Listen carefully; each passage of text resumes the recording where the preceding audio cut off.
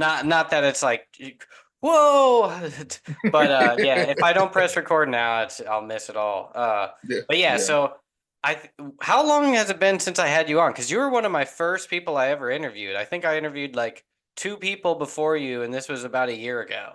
Oh, wow. Because So, we met at a Comic-Con in St. Louis, and I want to say that was like August. So I think it was, and then we did a show like right after that in September. So I think yeah. it's almost a year now, um, since we first talked. And at that time, I had read just the first issue, and I was looking back. I think you had just sent it to me digitally. I don't think I bought any copies from you at that convention. I No. so I so I read the first issue digitally. So that's the part of the first, obviously, chapter of the full volume.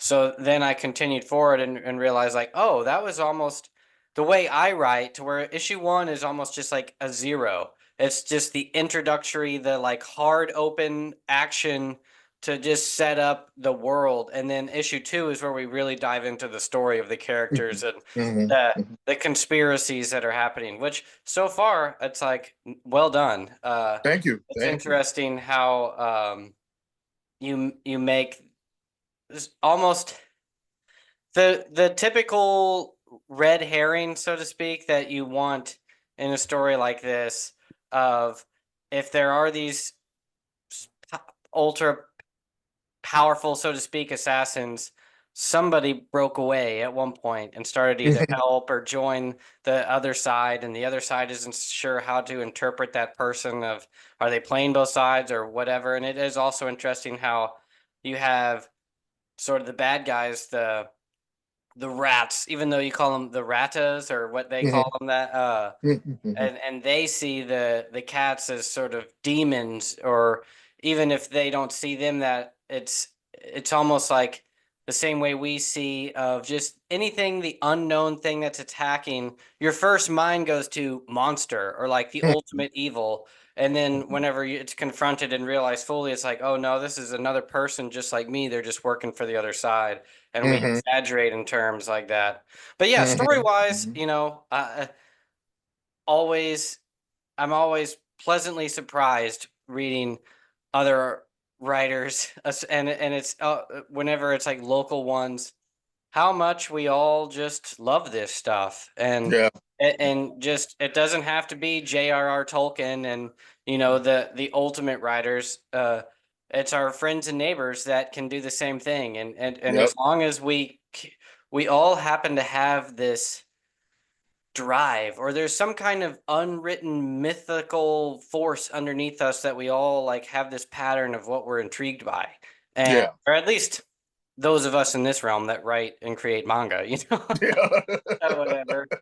But to back up a little bit, what I wanted to get into tonight is like what has happened in this past year, because from my perspective it was like you had my um, sort of admiration of what you've done. Is I see physically, it's like your sketches on your Instagram, and you're a perfect example. And we talked about this the first time of somebody that drew something yourself, wrote something yourself, drew it on paper, scanned what you drew yourself as the inker at Pencilist for your thing, even it finalized it, put it into, scanned it, put into a computer, put on your own dialogue bubbles, however you did that digitally, and then turned it into physical issues, which you then went and toured around in local conventions.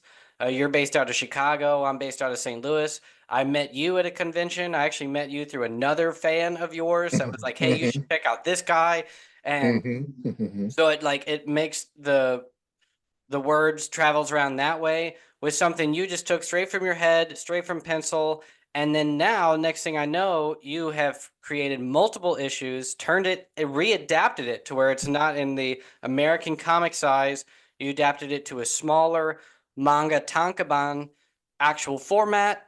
And then that was crowdfunded, right? Yes, it was Yeah. through And then, Kickstarter. Yeah. sorry, yeah, then crowdfunded that. And now I got a copy by crowdfunding that. It looks pretty awesome, Thank you. for Thank it's if you whenever I put it on the shelf next to everything else. Sorry, my cat is gonna Don't knock worry. everything over. That's all right. I got three of But the point I was just gonna make is like it holds its own on my bookshelf with all the other professional manga out there. Physically, visibly, it hits the par.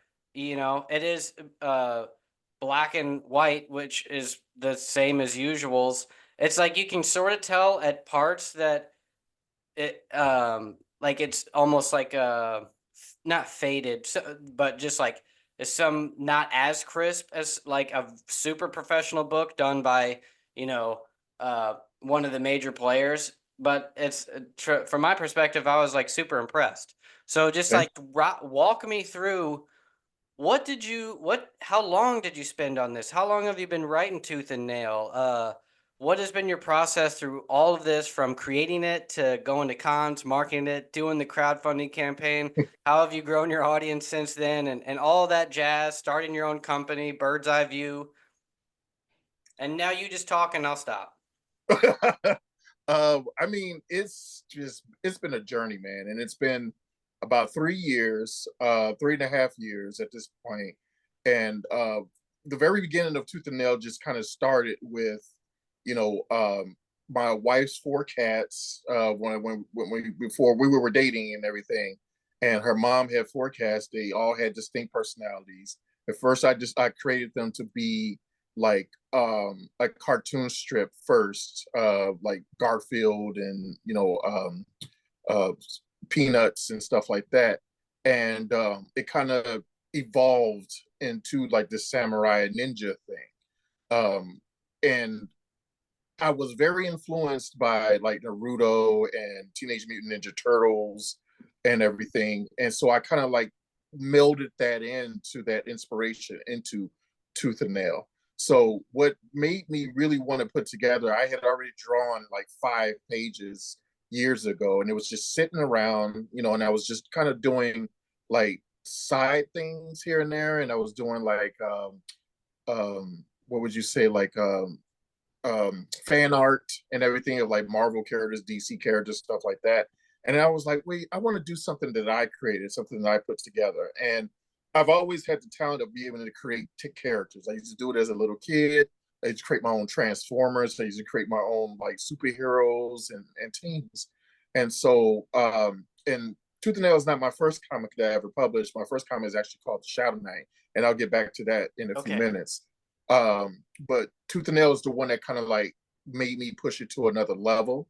And this was a project that I just completely decided to do on my own. And I think what kind of like catapulted it is that I ended up getting the technology I needed. I ended up getting an iPad Air. I ended up getting programs on that my friend introduced me to. I ended up getting like an Apple Pencil and everything. And, I ended up getting a scanner at home. I was scanning like the 11 by 17 pages, half and half. The first, I believe the first 2 issues or 3 issues, it might be 3 issues. I'm thinking two, maybe two. Um, I those were half and half, and I will put together on the computer on Photoshop, and try to put it together as much as possible. And that was Whoa. terrible. So Yeah. you had to like scan one side and then scan Yep. the other? Yep. Dang. Yeah, and I had to put it into the Comic Draw, which is the program that I use to like put everything together, and line everything up and make sure everything was lined up right and everything. And then from that point, I would do the lettering and everything like that. And I don't work off a script. I actually don't write anything ahead of time. It's all in my head. And because I'm the artist, I tell the story with the art first and foremost. And then in between, I fill in the gaps of dialogue and everything like that because I know the characters, I know what they're going to say. So I kind of learned that from Miyazaki from Studio Ghibli. He had done when he did Spirited Away, he didn't do it with a script. He actually did it through storyboarding. And when I heard you could do that, I was like, oh my gosh, that's great because I don't really like writing scripts at all. And when I found out he did that, I was like, okay, I'm going to be doing this from now on for Tooth and Nail, and that's how it all came about. And so, the story is still in my head long term. Like I already know everything. And of course, on the way things change, you know, characters change and everything, but I know in the direction where it's going, you know. So when I put all of that stuff together, when I finished all 6 issues, and I always had in my head, man, I want to put this together as a graphic novel, you know, afterwards, you know, not graphic novel, but more of a trade paperback.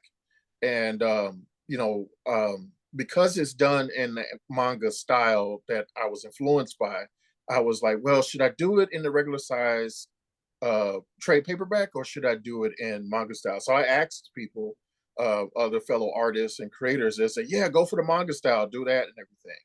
And one of my really good buddies, Patrick Hickey Jr., who's head of Legacy Comics, um, he came to me and said, hey, you could go on Amazon and put your manga together.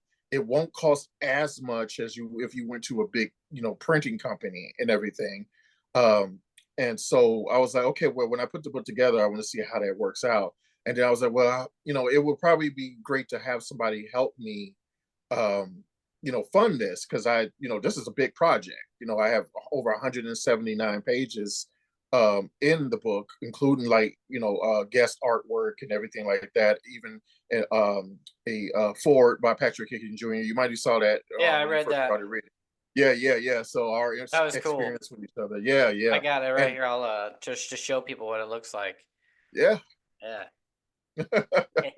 Yeah, it was a lot of fun put together, and the Kickstarter was amazing. So many people came out and supported, including you. Thank you so much for that. Everybody who really helped. It was my first Kickstarter. I had never done it before, and I actually had Patrick help walk me through that as well, because I had never done it. And it it was funded within a week. It Well wasn't a done. lot. Yeah, it wasn't a lot, but it was still, you know, it wasn't like it was $1,000, $2,000. You know, it was only like, you know, if I can remember, like 700, I think it was. I forgot. I can't remember. Yeah, I just backed it, you know. Yeah, yeah, I I just knew, I was like, appreciate I it. want the thing, I want the product. But what does So it take? What did it physically take to turn it in? Like you said, you used Amazon to actually package it together, yeah, or like, so Amazon does have a thing you can do comics or written books or anything like that. And I went on, you know, he helped me go through that. It's called KDP, which is the Kindle app, I direct guess. publishing or whatever. Direct Yeah, yeah. publishing. Yeah, yeah, yeah. So I went through there. It was not easy because they have a very strict way of doing the layouts and everything. So I couldn't do too many bleeds. If you look in the book, it has like a border around it, and I Yeah. can't bleed off the pages like a regular manga That's what I was could. wondering. Like, did it make you do like a full spread? Like, whenever you upload the pages, was it basically two at a time, or was it like back and forth? And Well, with the full 2 page spread, when I put it together on Comic Draw, I could do it just like it, you know, the full page bleeds and everything. yeah, But when I put it on Amazon, if you went outside of the border that he wanted you to have, it would constantly send me errors for every page and everything. And I couldn't yeah. figure out what that was. And so I kept kept going back, and I'm like, this is driving me crazy. So I realized that they really want to stay strict within that border. So And I I had to get keep why they going. do that, but we as comic creators, like we want it to go beyond. Mm-hmm, Like mm-hmm. that bleed is supposed to have graphics there.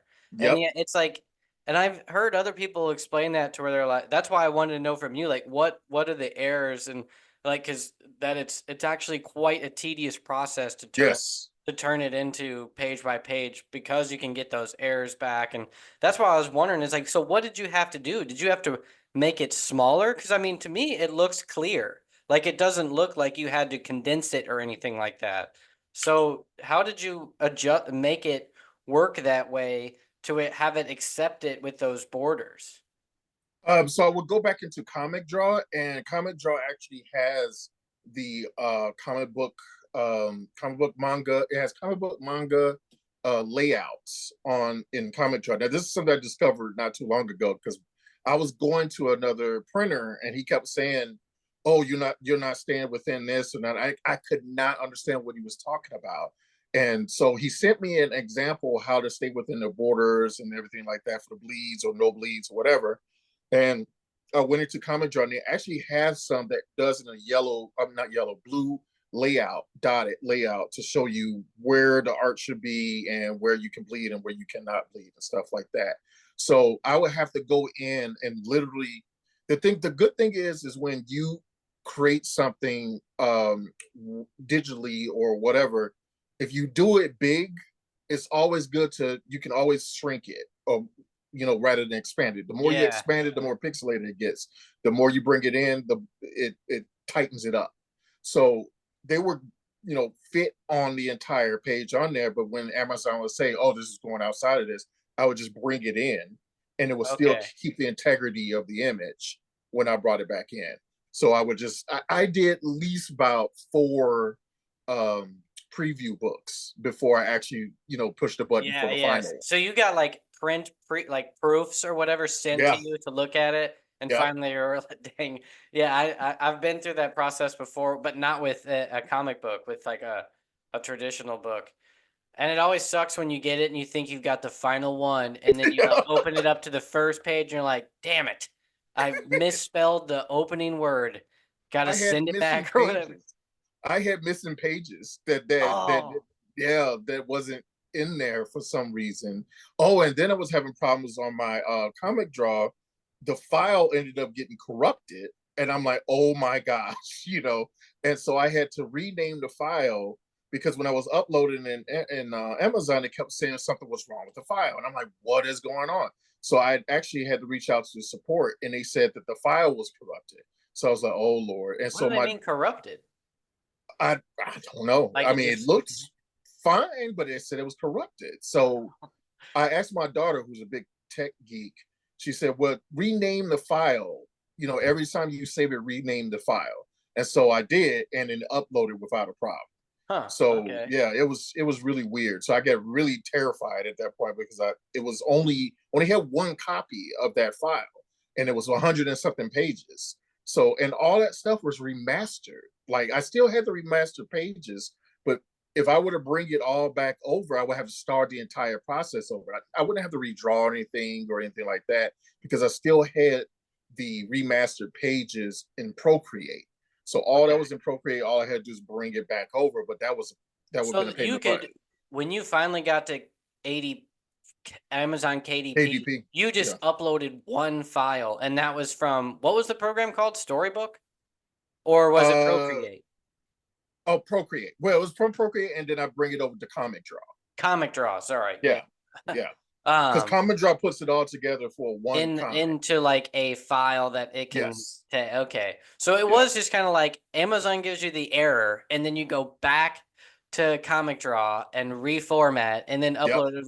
That to me is easier than in my mind. I was thinking you upload every page individually to Oh no, Amazon, and then no. you might do all that, and it goes, oh, 6 of the 170 files are screwed up, and you don't know which one is which, and Yeah. that But sounded it like a tells you nightmare. Amazon actually tells you what page Okay. is not working right. And so you'll go to it and it has the outline of how it's supposed to fit in. But I'm trying to bleed. Remember in the beginning, I'm trying to like bleed out of that. And Yeah, I was yeah. like, why is it giving me this error? I want to bleed out of that, but it doesn't let you bleed Does out of yeah. that. And so that's why you have that strange border around But to me, the comic. it still looks good the way you did it. Thank you. Because like even though you have, and now that you say that, I see the border, Hmm. but it's so close to the edge that it seems natural. It Right. doesn't seem like it's too small to me. And some of them actually, it's almost like you made the border white, so it does look kind of like it bleeds. Yeah. But that leads me to I was on why can't I? Have you heard of Marcel the Loser? He's another YouTuber. I was on Mm-mm. his channel and he was talking to me. He's like, uh, what's it like working with Amazon in a way, like with sort of tying it into the AI revolution and just showcasing like, doesn't it seem like you're working with the enemy here if like if you're posting it on Amazon? And my argument is sort of like it's just so easy. Like it's just Mm-hmm. as they might be the big corporate evil that's like overshadowed a lot of things. But for those of us that are nobodies, they are the path to entry Yeah. because they make it so. And even as much of a struggle as you had, you still needed professional software to really get it on there the way it should. Right. But Right. that is not hard to come by for us, Right. in this Right. new digital age, and Amazon is a major reason for that happening. So it's like, as much as you can hate on Amazon for being the thing that's overtaken everything in a sense from like local businesses, I guess, so to speak, it's made it easier for us artists to do a lot. But Yeah, it is. so I was gonna say, like, what's your take on sort of because you're a perfect example of like this is blood, sweat, and tears, physical work. You didn't Your digital efforts were just to consolidate the files. Like it wasn't you weren't and you use Procreate, but you hand drew all this stuff and it Mhm. is now a Mhm. physical thing. What's your take on all that sort of the AI revolution and things like that? I'm not a fan. AI could be a tool for certain things, but I am not a fan of AI art at all. It's not art. It's not coming from a human brain. A human brain is the epitome of creativity.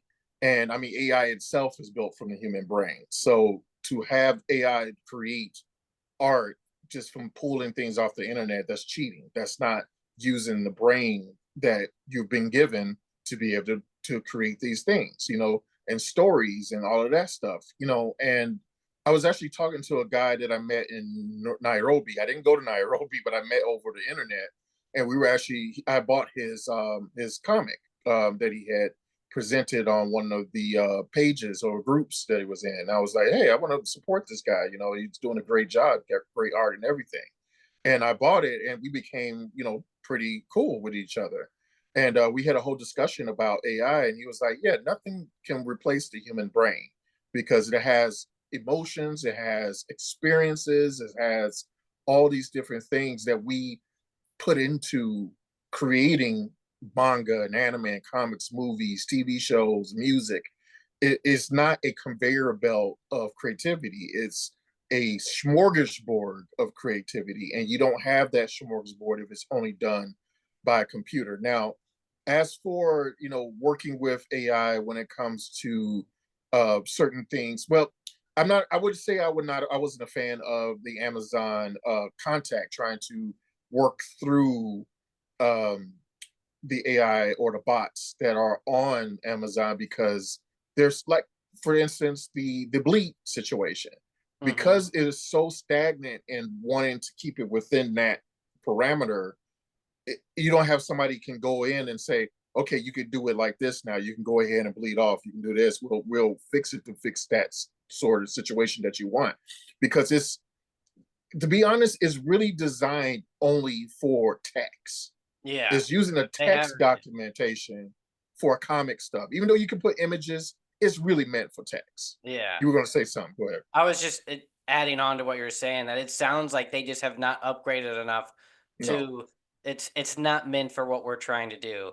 right, right. It's not. And I've worked with two different printers, and they will go back and forth. Ask me like, okay, do you want it to be like this? You want it to be like that? And I'm able to get things worked out that way. But you can't do that with Amazon because you're working with, even when you contact support, you got to like fight to get through to get a real person. Yeah, And the more and more that grows in AI, the less we'll be able to get things done on a human level. Sometimes our mistakes are what we want it to be, or yeah, the things that it thinks that it's supposed to be exactly like. We're going outside of that box. That's the thing about a human brain. We're going outside the box all the time. And when you put that limitation on creativity, it becomes not non-human anymore. It becomes package deliver. It's not anymore of variety of different ways of doing things. that reminds me. Yeah, it's exactly the nightmare people write in science fiction, to where it's like it's forcing us into this is the way it is, and that's what you expect. And then the example of oh dang, I'm blanking on her name, but she is one of the editors and does some other things with the Any One World publisher out of the UK, even though I think she's in Canada. But she was talking about how she was trying to make a book that if as you read through the first half, everything's one direction, and then you're supposed to flip it over and Mm, then read it going inward. I forget if it was kind of like a create your own adventure or something. A very interesting artistic way of doing a book, but it would mm, deliberately need that half of the book would be upside down, and Amazon wouldn't let her do that mm, because it kept mm. saying it's upside down. There's an error here, and even though she talked to a physical person and said it's not an error, I want it to go in like this, it wouldn't let her do it. And Yep, it's yep. interesting that it's like, yeah, my take on of it is, I honestly, I work with tech people. I cannot, other than the argument that it's coming, what are you going to do about it? Yeah, It's just like, I don't see the argument, the other side of this. It's like, yeah. it's obvious that it's theft and it's not real. And Yep. we probably shouldn't go this route in the sense that the great like meme that people always show, or it's a quote from a person, that's the obvious, which is we want AI to take away from minute stupid tasks like doing dishes and laundry, not Mhm. so that we have more time to create movies and artwork, not the other way around to where it Right. does our art so that we have time to still do our manual labor jobs. It's like but I do, and I've also talked to people that are whenever they are for the AI stuff, they narrow it down to, well, there's different forms of AI. And they're like, Mhm, well, you use AI all the time. And mhm, in the sense of, and that's where it gets weird because AI is short for artificial intelligence, but actual artificial intelligence does not exist yet. That's just the term mhm, that we use for like the most advanced, extreme end of the spectrum of what we're trying to do, which is, mhm, an intelligent life form digitally or whatever, mhm. that's making decisions in almost consciousness uh, from machines, I guess, so to Yeah. speak. But they're saying in the way we actually use things, there's generative, however you say it, generative AI, which actually pulls data and artwork from everywhere and then basically copies that to create what Mhm, it thinks you want. But most of the AI that we've already been using for years that is actually helpful in the world and like is what I don't know exactly what they call it, but it's basically just trying to predict the next step in the sense of whenever you go to Google and you type in one letter, or if you use your text on your phones, it predicts the word that you're trying to use. right. That's a form of AI that people are talking about. This is changing the world, and there's other forms of AI that are helping paraplegics walk or whatever. Like Mhm, mhm. there's plenty of examples of how it's actually helpful and beneficial. And Right. I can sort of see the argument that you'd say it's the double-edged sword of farming tools. You can use Mhm, farming tools to farm, or you can use them to chop people up or whatever. mhm, And it's all mhm, about how you mhm, use it. But I am on the camp that it's just like, but as of right now, like that whole the football player that uh was famous for like uh oh, I know what you're talking about. Yeah. he was apparently like funding or funded some kind of AI that was going to take comic books or ideas or something and then turn them into comic books through AI, and Yeah. everybody in the community is just like no, and that is the obvious take where it's like, yeah, don't just delete the industry, Yeah. but if you see it from somebody else's perspective to where it's like clear that him and everyone else involved didn't even think about the people that are active in this community, Mhm, they just see the end result. It's like us saying uh what if we could just record our dreams and those are movies, and then you just say mhm, no more Hollywood, no more actors, all my dreams are mhm, recorded. It's like, I guess from mhm. our perspective of just the ultimate thing, the end result is whatever, and you just don't It's even think about how the we end. actually make these things. The end result is to make a quick buck.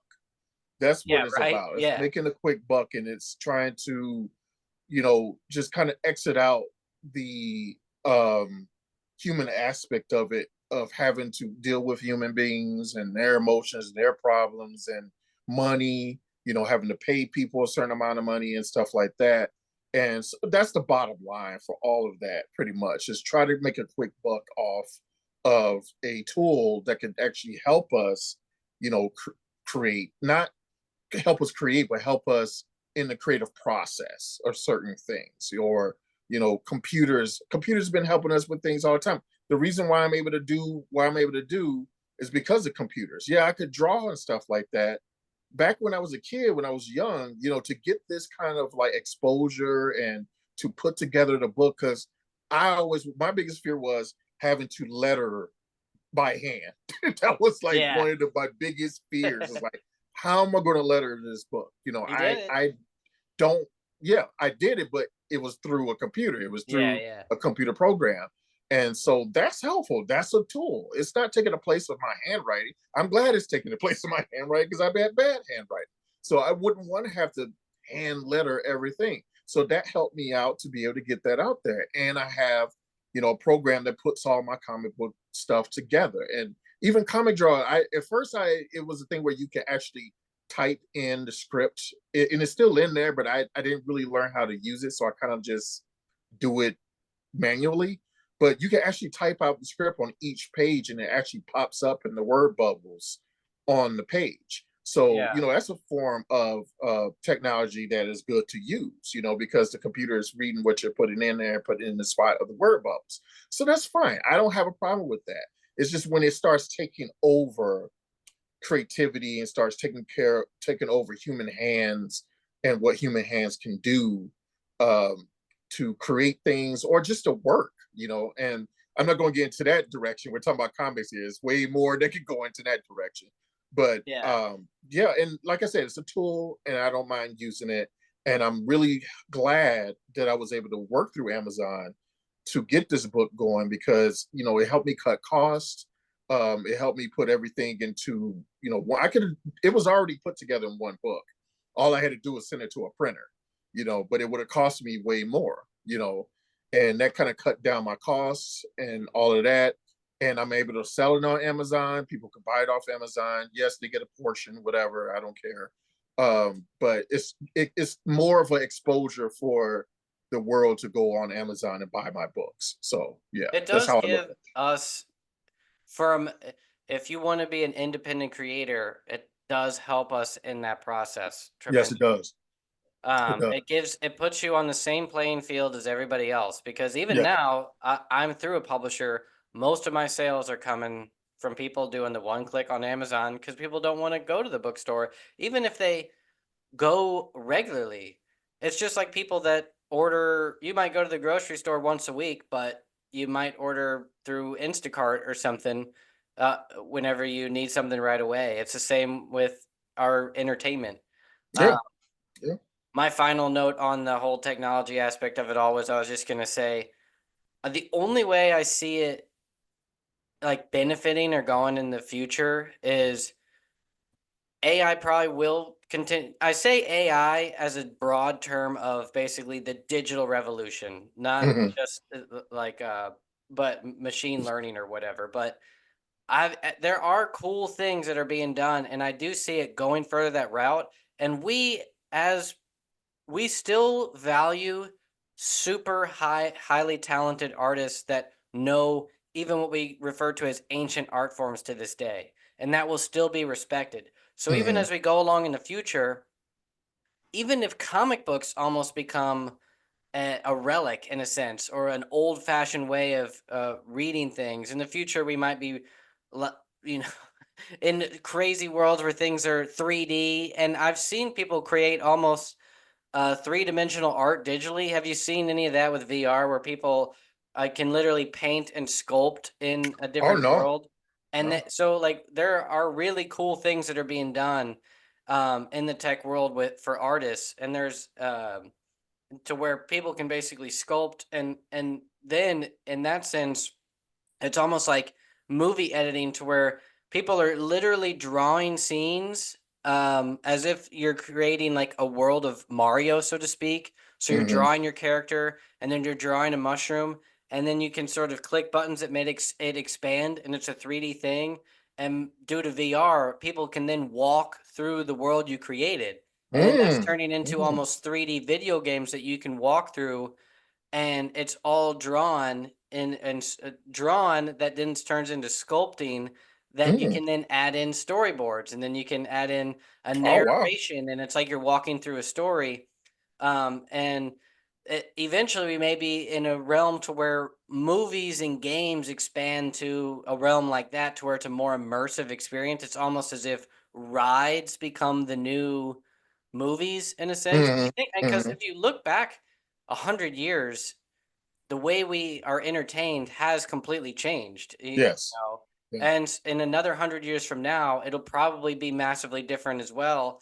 And people will be looking at comic books and graphic novels as just one of those things we used to do that's Yeah. not popular anymore, but it still won't die. And as we're living now again today, it's just uh, we're still relishing in the fact that it's a medium that people still enjoy, Mhm. including you and I, and that Mhm. almost anybody, as long as you're willing to put in the effort, can draw and write stories and get them out there to where you find an audience for them. Yeah. I mean, you look at like music. I mean, we've gone back to vinyl. You know what I'm Yeah, saying? Like, exactly. so a lot of this stuff comes back.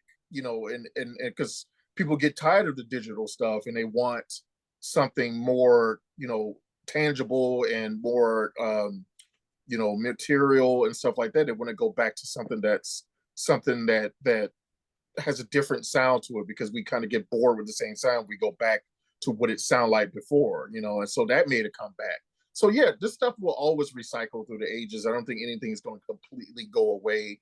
It'll always be around. We still have, 80s and 90s music and 70s music still Yeah, going on today, and we still looking back at old great stuff. Dragon Ball is an old anime that's still huge right now. You know what I'm yeah. saying? So the old never really goes away. It just kind of people go back to it at some point. Yeah, and And we have a thorough respect for the older stuff because you yes, we do. see, like even something like South Park, where it's just knowing that they had to physically make that stuff out of construction paper and do the animation, picture by picture.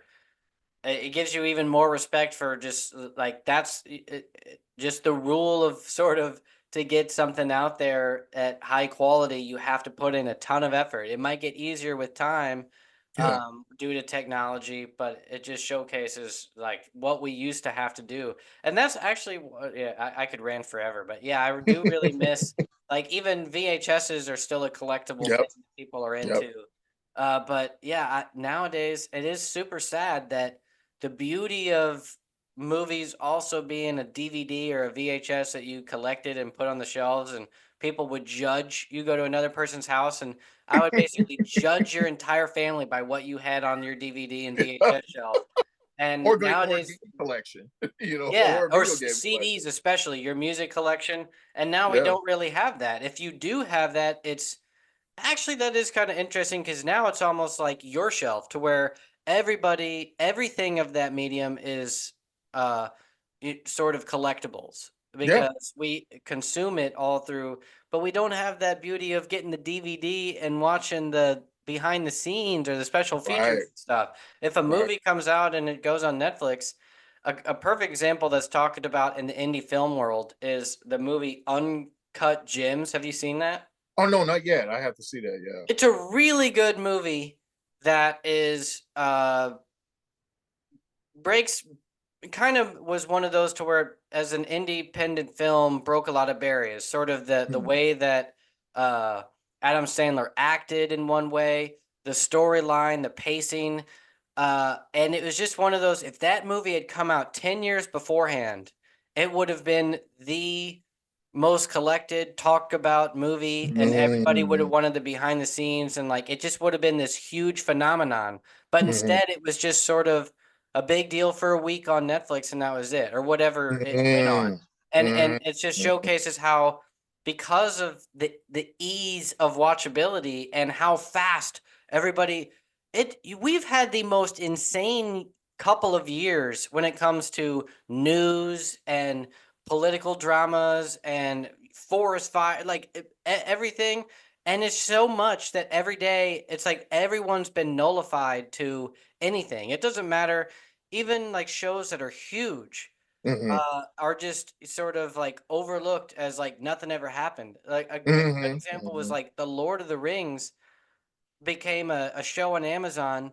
I talked to people who didn't even know that that happened, and it was Wow. like $100 million, probably multi hundred No, million it's dollar millions. It was thing. $1 million. Yeah. Yeah, a billion probably, Yeah. and it would just almost like it just never happened. Like that is unheard of in the to me as like just a entertainment phenomenon world, to where Mhm. something as big as the Lord of the Rings IP can be a streaming show that literally fans of Lord of the Rings didn't even know happened.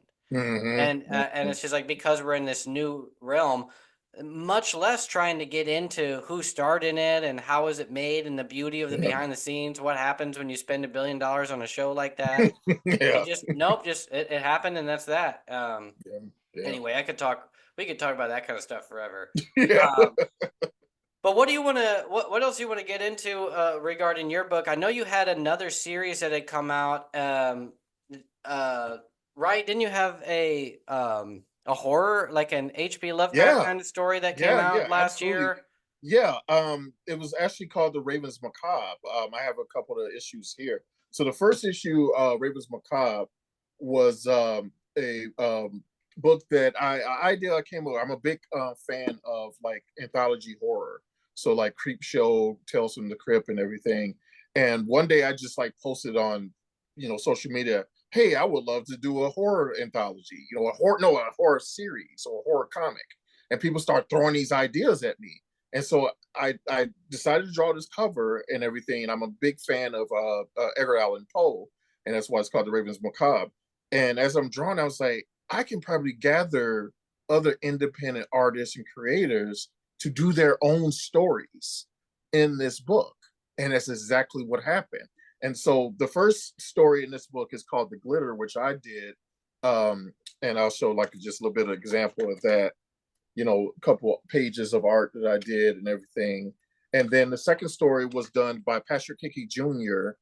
From Legacy Comics and Ernest Owen Dickinson, who did the artwork. And I'll just show a little bit of what he did there for the second story. And then the last story in this book was done by my wife, actually. She did the story, and the art was done by Tony Prince. And we'll give you a little bit of example of that real quick. Nice. So Oh, yeah, that's so great. yeah, so that is the horror anthology, and so we're actually going on our third issue. This is the second issue. I won't go through each one, but the second issue, I only put these books together. It's actually three different covers. This is a cover done by Casey Cunningham, who is actually an artist and writer of the second story, and it's called Hollow. That I let each artist do a different cover that was featured in the book.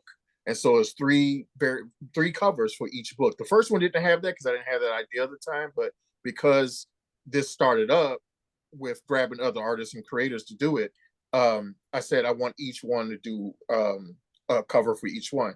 So this one was done, like I said, this one was done by Casey Cunningham, Mike Lewis, who also did the art, and I actually written on here me because this is my copy. Nice.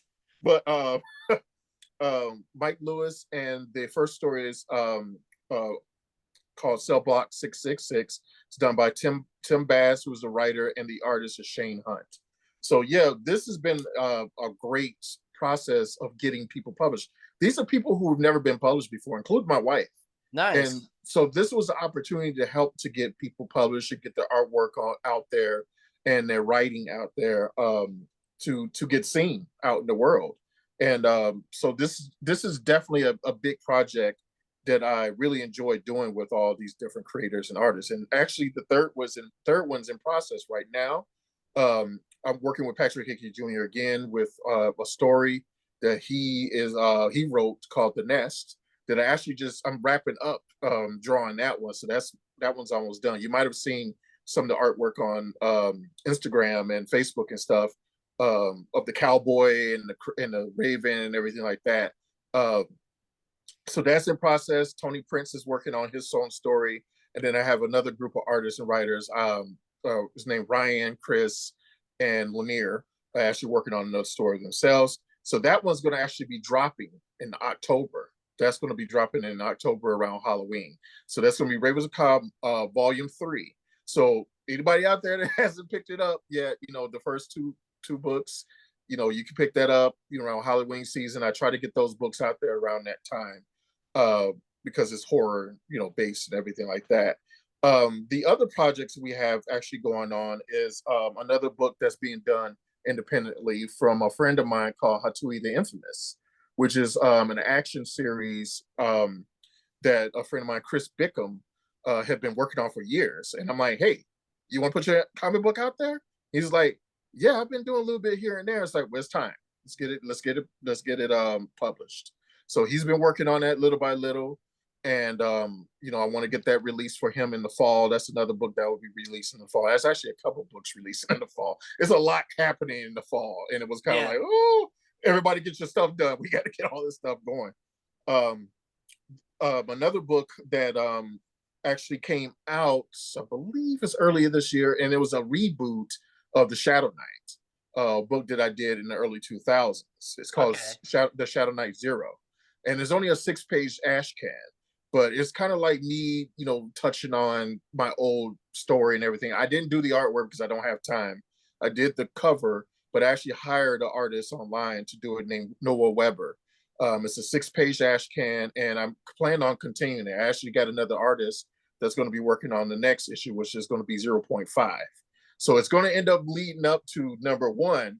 But right now, I just kind of like feel in and out here and there because I know I can't do the artwork for it. But I'm writing the script. So I write the scripts for each one of those books, and they're releasing little by little. And the last thing I think is the last book that is actually going to be dropping tonight at midnight, an ebook called The Unholy Hour by Tony Prince, which is a collection of artwork of the Universal Studios or Universal monsters and everything that he drew and put together and everything. So it's going to be ebook they put together.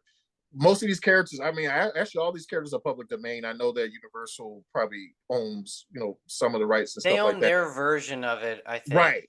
Right. It's a weird. You can fall down the wrong rabbit hole if you try to do Dracula their way. So you have to Right. branch out or something like that. Right. And it's mostly like, kind of fan artish type artwork that he put together and everything like that. So that'll be going on the Bird's Eye View website tonight at midnight. It's an ebook. We're testing it out and see how people, gravitate to it. So if you like, the artwork of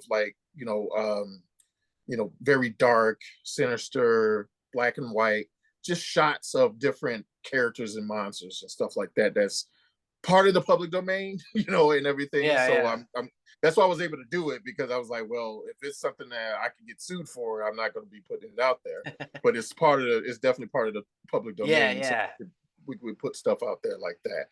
So yeah, those are the big things that's coming down the pipeline tonight at midnight. Unholy Hour. Hatui the Infamous is coming out in the fall. He's still working on that. Ravens of Cobb 3 is coming out in the fall. The Shadow Knight 0.5 is in process. I haven't written the script yet, but I'm going to be writing that pretty soon. I wanted to finish up my story with Patrick Hickey Jr. for the Ravens of Cobb 3 first. So yeah, that's everything we're doing. And we're really gearing towards being an independent, creator-owned company to publish independent projects from different artists and creators. And we also have another artist creator working on something right now called The Carter by Mike Lewis, who's actually got a portion of that story in Ravens of Cobb too. So he's still working on that. He's getting that together. I'm trying to get him to get his copyright going and everything before he drops it and stuff, because I want to make sure that his stuff is protected before he publishes on the Bird's Eye View. So yeah, we're really looking forward to being an independent comic book creator-owned company, much like Image, Dark Horse, stuff like that. I'm really trying to build that up as much as possible. So yeah. That's where you got a lot in the works and going on. So what's your website and your main form of distribution? Is it mostly your website, or do you get it into physical stores at all? Do you do anything on Amazon, or do you put it on any other shops? Or like, what are your all your channels that you get to people that actually can consume your book, and what's the main ways that they do it? The number one way is birdseyeviewcomics.com, my There it is. website. I Okay. want everybody to go to that website. I want people to see what I put together. I put together that website, and I want to see what I've done with it, because I don't get a lot of traffic through my website at all. And I'm constantly trying to put stuff out there, try to get people to go to the website and everything. We got pre-orders for How to Read the Infamous. We got Oni, the other book that's under the Tooth and Nail series, which is a prequel book about the villain of Tooth and Nail, to give his motivation and stuff. So that's Nice. that's out right now. So like these two kind of go together. So I'm kind of like, now I got like a thing going. If you purchase this book, you get this book Do physically. you warehouse all the books yourself, like at your house? And Yes. then if Yep. people go to your website, the what like platform do you use to create your website? Is it WordPress or is it Wix or It's Shopify. Shop? Okay, so you have a Shopify site. So if somebody orders your book, do you get like notified and then you package Yes. it yourself and you Yep. do it all like that? So you're Yep. truly one man, pure indie Yes. publisher. Gotcha. Yep. Okay.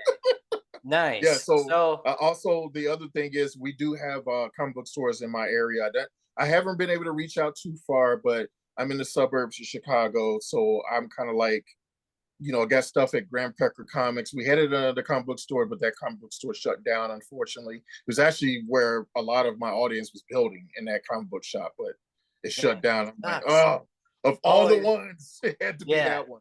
Then it's Graham Cracker Comics, which is more of a mainstream comic book company. And then I do conventions. Actually, we're going to be doing two conventions in September 7th and 14th.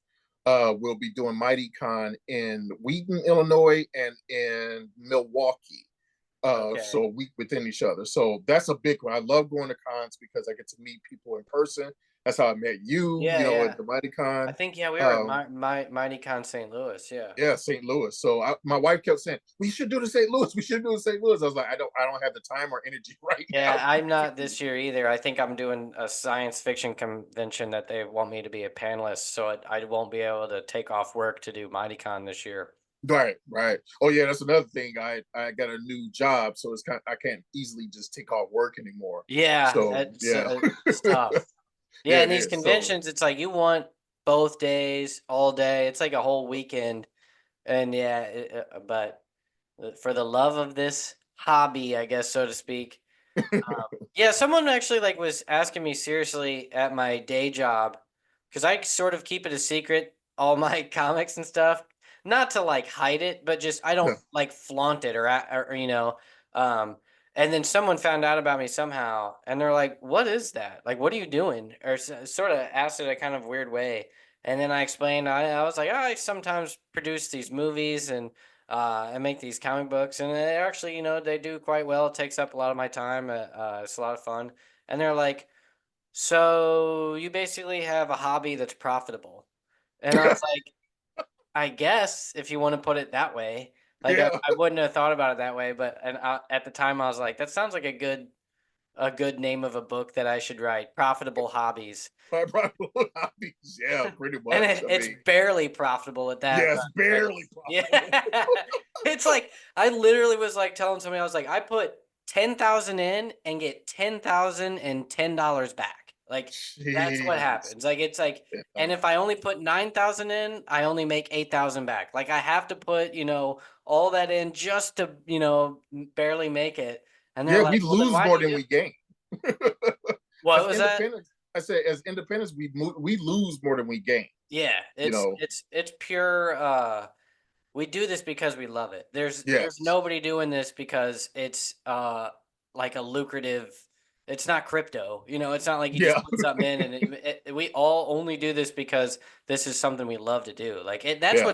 that's why we talk about it. That's why I have a show because it's something I'm passionate about, I guess so to speak. And yeah, it's funny that I never really thought of myself as having any passions because there's nothing I've ever like if I like even comics and movies, it's as if to me, passion was people that are like buffs who knows Mhm. everything about everything. They're super Star Wars fans or Indiana Jones Yeah, fans. And I was yeah. like, I'm not into like deep of any of that stuff. I just love all of it. Hmm, And hmm. then now it's kind of like, oh, I see my passion now. Like Yeah. I just it's like it's basically this is why I spend my time doing this. But I don't have to be a movie buff or a buff on every comic book that comes out to consider myself like this is my passion.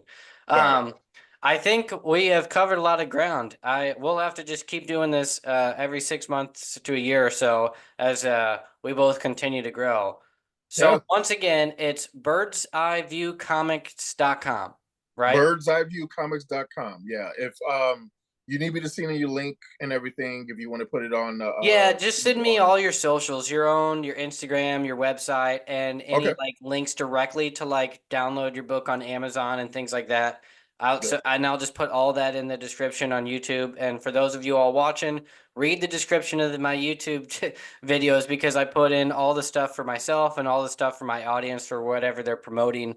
I myself have my own stuff that I'll plug.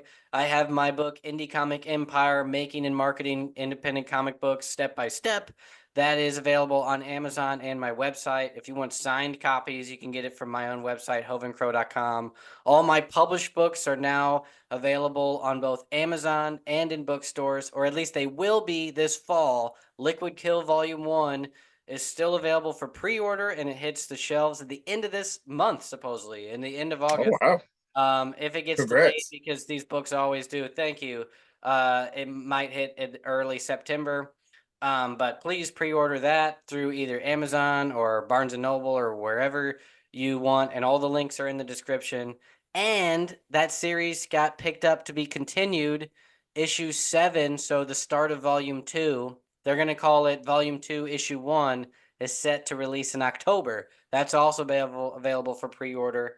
And anything that people want from me, I should highlight this more, but like I have copies of all my stuff that I've done, and I have variant covers and things like that. And I sign stuff for people that are actually like fans of either this show or my actual work. And if people actually reach out to me or join my email list, I usually send people stuff, free copies.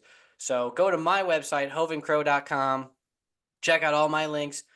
Go to Cory's website, birdseyeviewcomics.com, and your lives will be changed forever. Yes, sir. All right, we'll close there. Thanks a lot, man. Thank you so much. I'll send you the links as soon as possible. I really appreciate your just backing and helping out and everything. I really appreciate that, man. For sure. Yeah, Midwest creators unite, Woo! All All right, talk to you later. right, peace.